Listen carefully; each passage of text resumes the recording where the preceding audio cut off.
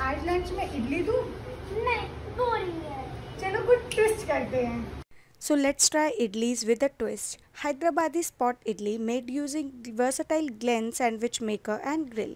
Add butter, chopped onions, chopped tomatoes, some chilies and salt to taste. Yes, you can use the grill to saute your vegetables too.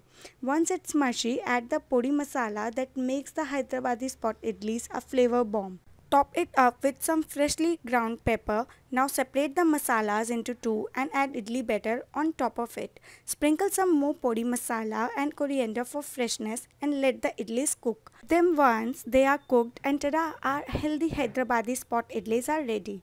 The oil collector tray collects excess oil and helps keep the plates non-greasy and keeps the grill clean. So don't forget to try this recipe at home and let us know in the comments if your child loved it as much as he did.